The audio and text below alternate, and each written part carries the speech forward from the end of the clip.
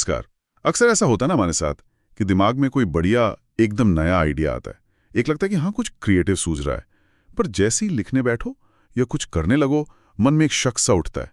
अरे ये सच में अच्छा है, कहीं बेकार तो नहीं। और बस वो सारा जोश ठंडा।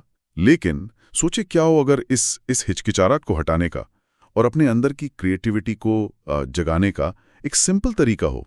एक रोज की आदत, जर्नलिंग, मतलब डायरी लिखना। आज हम इसी पर गहराई से बात करेंगे, एक लेख के आधार पर जिसका टाइटल है जर्नलिंग रचनात्मक अभिव्यक्ति के लिए जिम। ये हमारा सोर्स है आज का, और देखते हैं कि ये हमारी क्रिएटिविटी के लिए क्या कर सकता है। हाँ, और ये लेख ना एक बहुत मजेदार बात कहता है कि क्रिएटिविटी कोई जादू नहीं है जो बस कुछ लोगों के पास हो।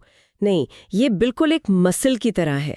जैसे जिम जाकर बॉडी बनाते हैं ना, वैसे ही इसे भी मजबूत किया जा सकता है। और इस लेख के हिसाब से जर्नलिंग वही जिम है इस क्रिएटिव मसल के लिए। खास बात यह है कि जब हम बिना जज किए, बिना सोचे कि अच्छा है या बुरा, बस लिखते जाते हैं, तो हमारा सबकॉन्शियस माइंड, वो गहरी सोच, वो एक्टिव हो जाती है। ये मसल वाली बात इंटरेस्टिंग है। तो ये जो हम करते हैं ना, ओवरथिंकिंग, जरूरत से ज्यादा सोचना, लेख के हिसाब से ये इस मसल को कैसे कमजोर करता है? बिल्कुल। देखिए, लेख कहता है कि ज्यादा सोचना मतलब अपने अंदर के एडिटर को, वो जो नुक्ताचीनी करता है ना, उसे जरूरत से ज्यादा हावी होने देना। ये एडिटर क्या करता है? हर छोटे से छोटे आइडिया को परफेक्शन के तराजू पर तौलता है। अरे ये अधूरा है, ये बेकार है, और उसे बढ़ने से पहले खत्म कर देता है। तो ये जो लगातार का डाउट है ना, ये क्रिएटिव फ्लो के आगे दीवार बन जाता है। हम पहले शब्द से ही परफेक्ट होना चाहते हैं और बस वहीं अटक जाते हैं। अच्छा, और यहीं पे वो मसल वाली बात, वो जर्नलिंग वाली बात आती है फिर। मतलब ये जर्नलिंग कैसे उस मसल की एक्सरसाइज बनती है? सिर्फ लिखने से ये कैसे कैसे होता है? बिना जजमेंट के लिखने से क्या होता है? वो आइडियाज, वो फीलिंग्स, वो आधे अधूरे ख्याल जो शायद दबे हुए थे कहीं, वो सब ऊपर आने लगते हैं।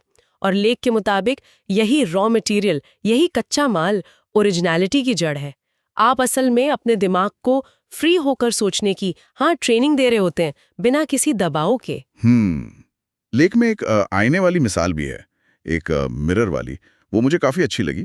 क्या इसका मतलब सिर्फ ये है कि हम खुद को देखते हैं, या कुछ और गहरा है इसमें?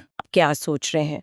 बल्कि लिखने का जो प्रोसेस है ना, विचारों को शब्दों में ढालना, वो खुद ही उन्हें सुलझाने का काम करता है।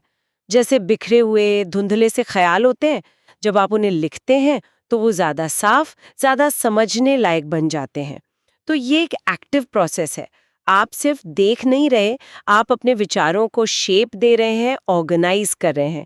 इससे क्लैरिटी आती है। ओके। तो जब विचार ऐसे साफ होने लगते हैं तो फिर क्रिएटिविटी को बूस्ट कैसे मिलता है? ये जो क्रिएटिव फ्लो की बात होती है, वो इसी से जुड़ा है क्या? हाँ, बिल्कुल।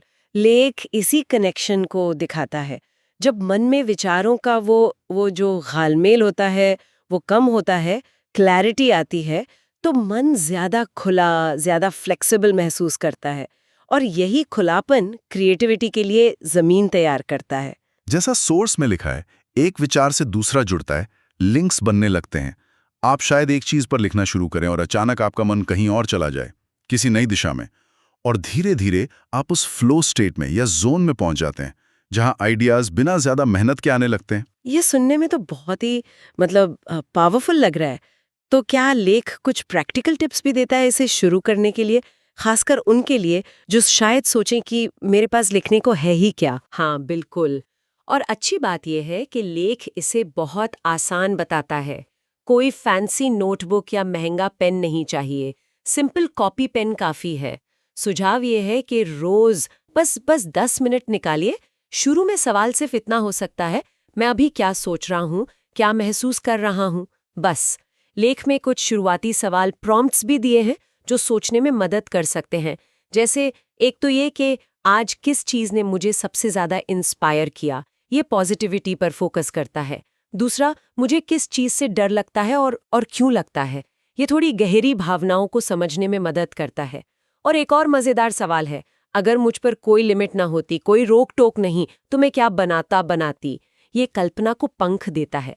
पर ये सिर्फ एग्जाम्पल्स हैं, मेन बात है बस शुरू करना। ये बात मुझे बहुत अच्छी लगी आपकी, और लेख की भी, कि जर्नलिंग हमें क्रिएटिविटी देती नहीं है, बल्कि हमारे अंदर जो है पहले से, उससे मिलवाती है। बिल्कुल, ये पॉइंट बहुत ज़रूरी है। लेख यही कहता है कि क्रिएटिविटी कोई बाहर की चीज़ नहीं जिसे पकड़ना है, वो हम सबके अंदर है। शायद रोज़ की भागदौड़, डर या सेल्फ डाउट के नीचे कहीं दबी हुई है। जर्नलिंग बस उस परत को हटाने का काम करती है। ये हमें हमारे अंदर के उस आर्टिस्ट से, उस क्रिएटर से दोबारा कनेक्ट करती है। उसे आवाज़ देने का, बाहर आने का एक सेफ स्पेस देती है।